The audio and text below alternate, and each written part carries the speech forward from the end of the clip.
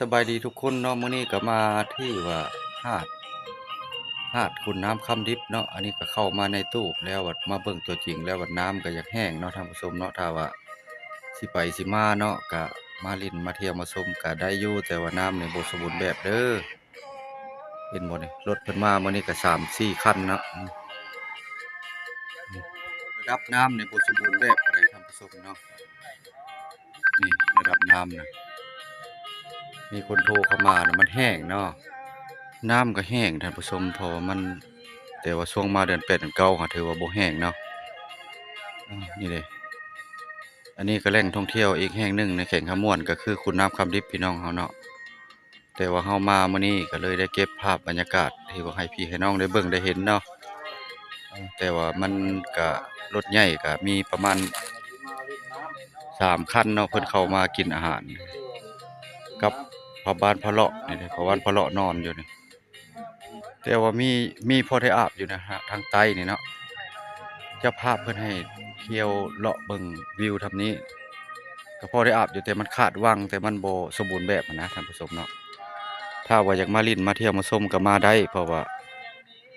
มันก็พอได้มีอาบอยู่เนาะอยู่ทางบ้านเหล้านาคำเมืองตะแคกแขกขะม่วนเฮาพี่น้องเนาะเป็นแหล่งท่องเที่ยวอีกบ่อหนึ่งเนาะที่ว่าเป็นกระแสในตำนาน เปิดให้นักท่องเที่ยวเข้ามาชมมาเที่ยวมาเล่นกันได้น้ำก็เย็นสบายไหลจิลิ้นจิลิ้นอยู่นี่ท่านผู้ชมนี่เป็นสะพานข้ามมาพรยอดอารมณ์ข้ามมาขัวตัวนั้นก็บ่อนหานแล้วก็บ่อนน้ำเพิ่นปานไว้น้ำนี่ล่ะค่อยมาก็เป็นเทื่อที่สองปีนี้แล้วเพิ่นบ่ให้ลงในขุนในแป้วนี่เนาะปีนี้เพิ่นบ่ให้ลงเพิ่นเอาไว้ใช้น้ำแล้วก็บ่ให้ลงเป็นบ่อนห่วงห้ามท่านผู้ชม อันนี้ก็คือบ่อนเว้ากันมาและบ่อนปากฝุ่นหั่นเนาะเฮาสิพาพี่พี่น้องเลาะไปพุ่นแล้วก็สิได้กลับบ้านท่านผู้ชมเนาะไหลออกมาในนี่บ่หน้าผาเสียงอันนั้นห้องโกะโกะเนาะน้ำไหลออกจากขุนมันเนาะท่านผู้ชมอันนี้ก็หอพระพรหมที่ว่าเพิ่นนับถือกันมาเนาะอันนี้ก็ไหลออกจากปากขุนเลยเลยน้ำอยู่นี่ปากขุนคำอะนะ เบาแปลงสิเข้าไปถ่ายใกล้ๆเนาะให้พี่ให้น้องได้เบิ่งน้ำเย็นนี่ก็คือขุ่นมันเด้อท่านผู้ชมเนาะ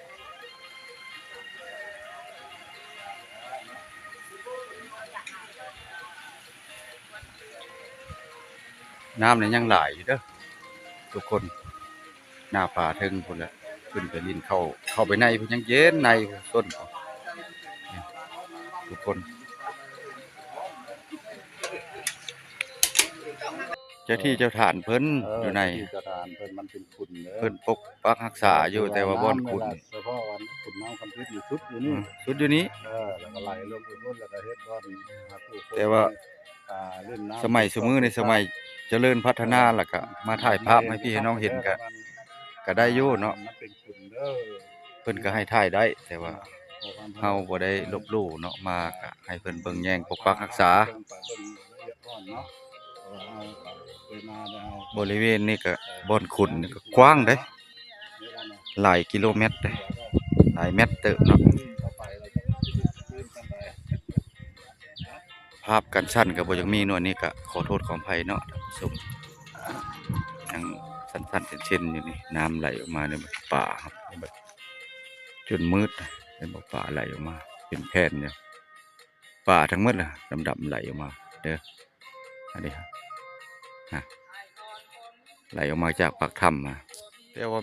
มีพอได้อาบอยู่นะฮะทางใต้นี่เนาะเจ้าภาพเพิ่นให้เที่ยวเลาะเบิ่งวิวทำนี้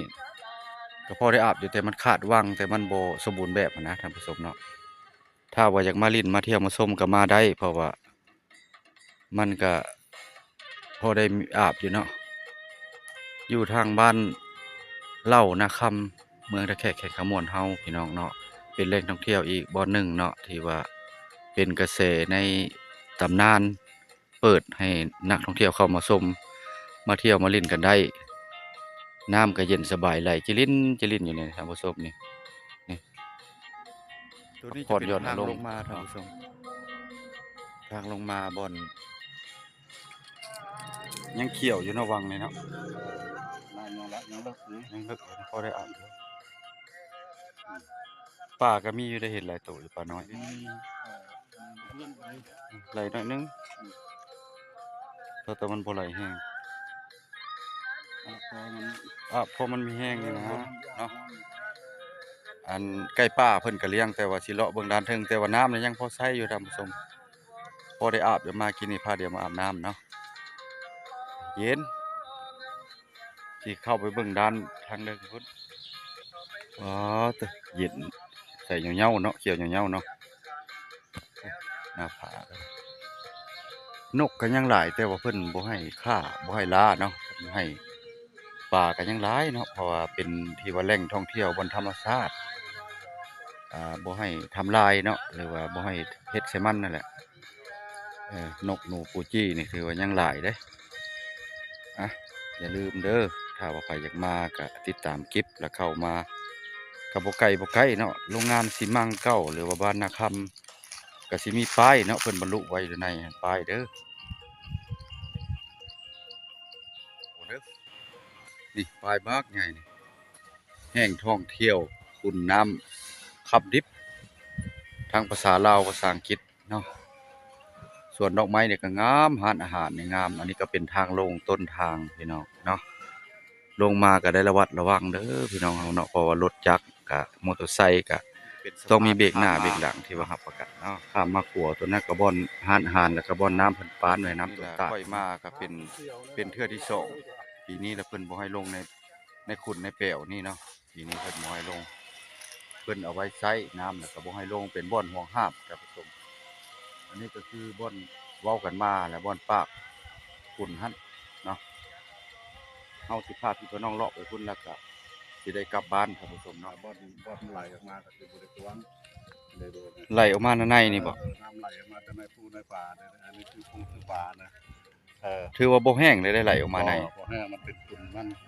อันนี้เราฝุ่นมันนะเพิ่นก็ยังบ่ได้ เย็นเนาะ ให้ผู้คนลงท่ เพิ่ อน งเที่ยวเนาะ เพิ่นบ่ให้ลงอาบดอก บ่ให้ลง มันเป็นฝุ่นน้ำออกมาหั่นนั่นก็น่าผาเสียงอันนั้นห้องโกโก้เนาะน้ำไหลออกจากขุนมันเนาะท่านผู้ชมน้ำคำดิบอันนี้ก็หอพระภูมิที่ว่าเพิ่นนับถือกันมาเนาะอันนี้ก็ไหลออกจากปากขุนเลยน้ำอยู่นี่ปากขุนคำอะนะนี่เบาแปลงสิเข้าไปถ่ายใกล้ๆเนาะให้พี่ให้น้องได้เบิ่งนี่ตัวนี้ก็คือขุนมันเด้อท่านผู้ชมเนาะโอ้น้ำเย็นอีหลีน้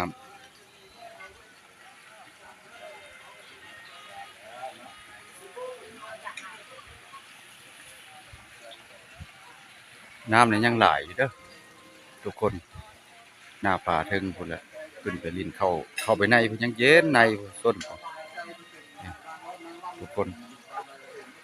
ไอ้ที่เจะผ่านเพิ่นอยู่ใน ที่สถานเพิ่นมันเป็นฝุ่นเลย เพิ่นปกปักรักษาอยู่แต่ว่าบ่อนขุน เฉพาะวันฝุ่นน้ำคำทิพย์อยู่ชุดอยู่นี่ สุดอยู่นี้ แล้วก็ไหลลงไปพ่นแล้วก็เฮ็ดบ่อนหาผู้คน แต่ว่า เล่นน้ำ สมัยซุมื้อในสมัยเจริญพัฒนาแล้วก็มาถ่ายภาพให้พี่ให้น้องเห็นก็ได้อยู่เนาะ มันเป็นฝุ่นเด้อ เพิ่นก็ให้ถ่ายได้ แต่ว่าเฮาบ่ได้ลบหลู่เนาะมาก็ให้เพิ่นเบิ่งแยงปกปักรักษา เบิ่งละเอียดอ่อนเนาะเพราะว่าเฮาก็เคยมาแล้วเฮา บริเวณนี้ก็บ่อนขุนนี่ก็กว้างเด้หลายกิโลเมตรเด้หลายเมตรเติบเนาะภาพกันสั้นก็บ่อยังมีเนาะนี่ก็ขอโทษขออภัยเนาะท่านผู้ชม